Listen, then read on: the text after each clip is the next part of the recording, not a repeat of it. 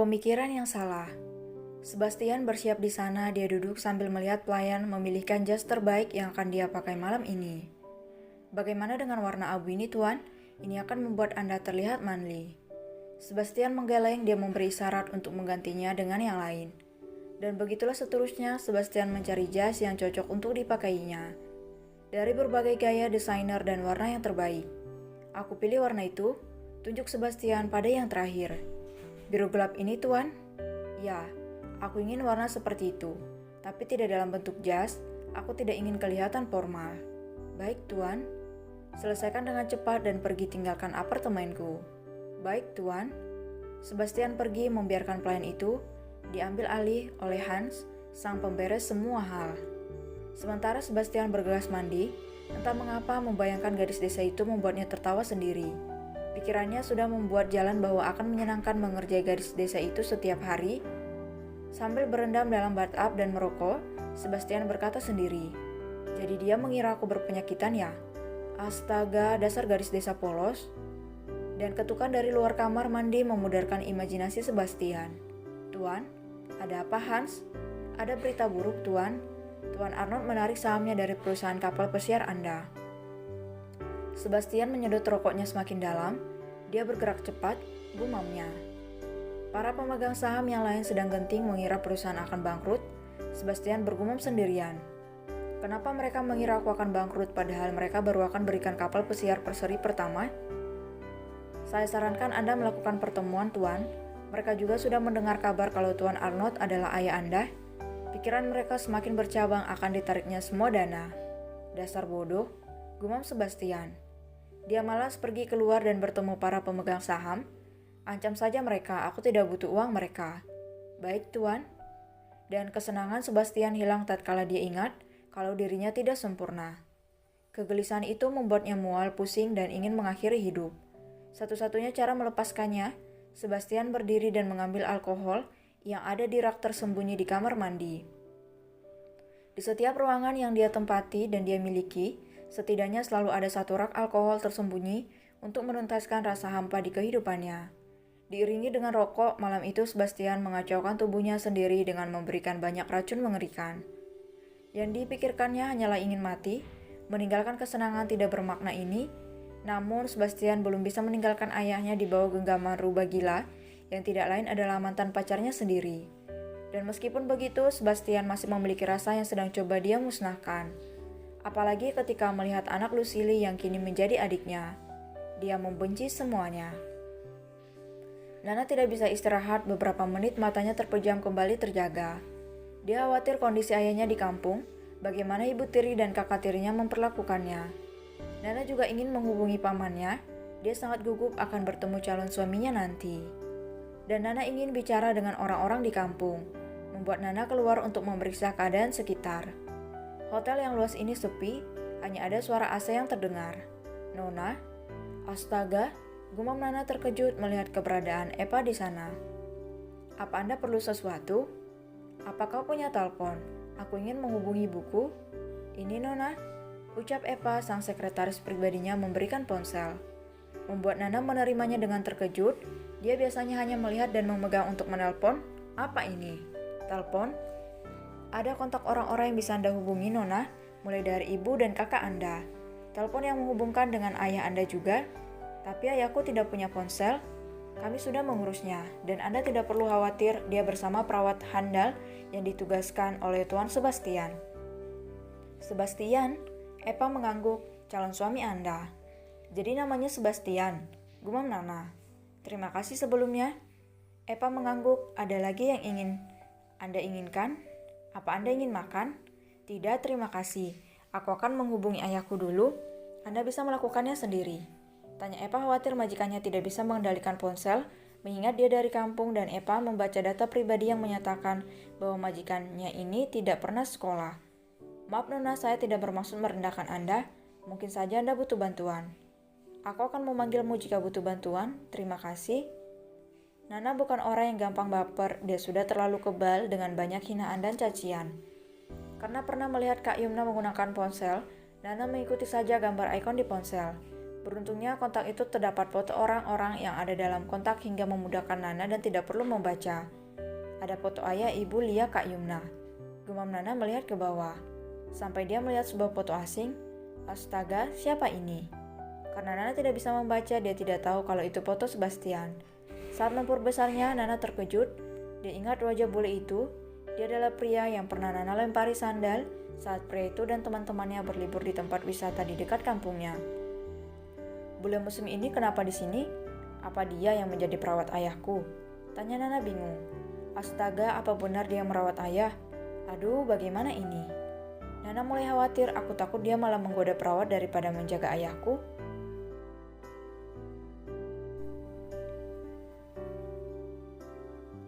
Tidak bisa berkata-kata. Nana mencoba menghubungi gambar yang ada ayahnya di sana dan tidak menunggu lama, akhirnya diangkat. Halo Nana, ayah, ucap Nana bahagia, dia tidak bisa menahan rasa harunya. Ayah sedang apa? Ayah sedang duduk, ibunya Lia baru saja datang, dia mau mijat kaki ayah, dia juga begitu, terima kasih Nana. Kenapa ayah berterima kasih padaku, itu sudah kewajibanku, jangan seperti itu. Nana khawatir mendengar suara ayahnya yang mulai mengeluarkan dengan nada sedih. Nah, iya ya, jangan galak-galak ya sama suami kamu. Nana tertawa mengingat dahulu dirinya begitu, tapi setelah ayahnya mulai sakit-sakitan, Nana tidak terlalu ceria. Sifat galaknya tidak hilang, hanya saja terpendam.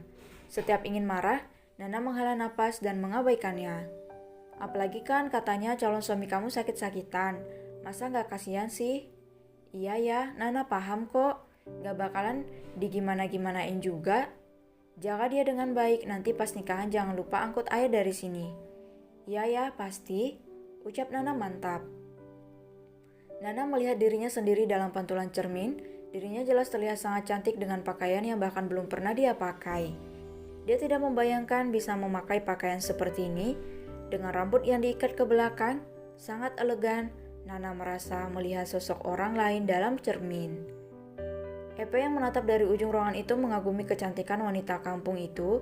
Dia tersenyum ketika Nana selesai didandani. Epe mendekat. Bagaimana perasaan Anda, Nona? Tanya Epe mencoba membuat Nana nyaman. Apakah ada sesuatu yang membuat Anda tidak nyaman? Tidak, ini nyaman. Hanya saja, kalimat Nana tergantung. Hanya saja kenapa? Tanya Epe. Dia ingin menjadi asisten pribadi yang handal.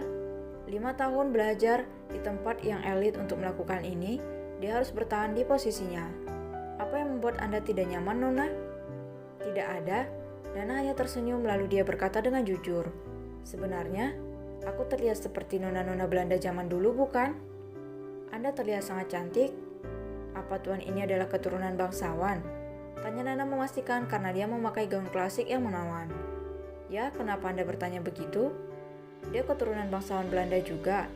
Bisa disebut seperti itu? Ucap Epe. Apa ada yang mengganggu Anda? Oh tidak, boleh meminta waktu sendirian? Tentu Nona, Anda memiliki waktu 10 menit sebelum mereka tiba. Aku paham, ucap Nana, dia menghela napas dalam. Saat pintu tertutup dan dia ditinggalkan sendirian, baru Nana mengeluarkan ponselnya untuk kembali menghubungi Kak Yumna dan bertanya seputar pertemuan ini. Menekan tombol panggilan, Nana lama menunggu. Halo Na, ada apa? Apa Kak Yumna sibuk? Tidak, kau ingin bertanya sesuatu bukan? Nana tersenyum mengangguk. Ada apa? Nana sangat gugup. Beberapa menit lagi dia akan datang, Kak. Dan Nana sangat khawatir. Dulu kakak juga begini kan? Dibawa oleh mereka ke sebuah tempat. Iya, aku dulu dibawa ke kota untuk perkenalan. Kemudian dikenalkan kepada orang tuanya lalu menikah. Nah, setelah menikah, kau bisa meminta pada suamimu untuk tinggal di kampung, nah, seperti yang kakak lakukan. Nana sedikit khawatir. Dia khawatir dirinya terlalu memiliki banyak permintaan hingga membuat pihak pria yang akan menikahinya merasa dibebani. Nana merasa tidak enak, Kak. Kenapa? Dengar, Nah, dia pasti pria tua yang berpenyakitan. Sudah untung mendapatkan kau sebagai istrinya. Sudah cantik, muda, perawan lagi. Jadi minta apapun padanya, bukannya kau ingin merawat ayahmu di sini? Nana mengangguk. Akan Nana coba, Kak. Lihat dulu bagaimana keadaannya nanti. Jangan gugup begitu, dia hanya pria tua. Iya Kak, terima kasih, ucap Nana dengan senyuman tipis. Tok, tok. Dan telepon harus berakhir saat mendengar ketukan dari EP yang memberi isyarat. Kak Yumna, aku harus pergi. Makan malamlah dengan elegan, oke? Aku tidak tahu bagaimana caranya. Ayolah, nah, kamu pintar mengamati sekitar dan memahami. Kakak yakin kau bisa? Tok, tok. Setelahnya Nana benar-benar menutup telepon. Kau boleh masuk, ucapnya pada EP. EP masuk. Tuhan, sudah tiba di restoran bawah, Nona. Oh, begitukah? Tanya Nana, dia mencoba berdiri, dan dia baru sadar kalau penata busananya tadi memakaikan heels di kakinya. Hal itu membuat Nana hampir jatuh jika saja tidak ada meja di sampingnya. Anda baik-baik saja, Nona? Nana menatap kakinya. Maaf, aku tidak bisa memakai sepatu seperti ini. Bisakah aku mendapatkan sepatu tanpa hak? Tentu, Nona. Setelahnya, Epe membawakan sepatu plat yang senada, dan memakaikan itu membuat Nana nyaman.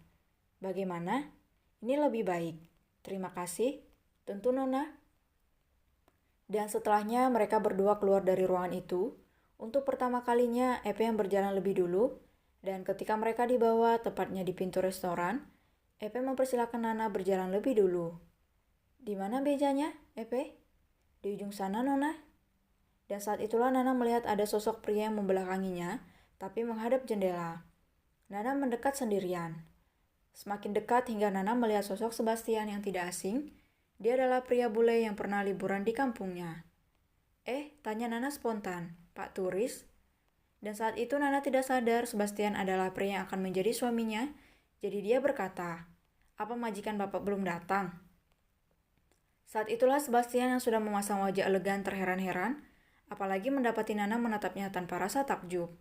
Majikan apa? Majikannya bapak, ucap Nana sambil menunjuk, kemudian dia datang. Pria yang akan menjadi suamiku di mana, Bapak Turis? Sebastian tertawa tidak percaya. Dia menatap kaca di sampingnya, memastikan wajahnya masih tampan. Kau memanggilku bapak? Haruskah akang? Hah? Tanya Sebastian sok. Perempuan yang pernah melemparnya sandal ini benar-benar mesum. Kenapa akan di sini? Tidak menjaga ayah saya? Kenapa aku harus menjaga ayahmu? Akang perawat. Perawat apanya? Atau berhenti karena jahil pada wanita? Astaga, apa yang bocah ini bicarakan?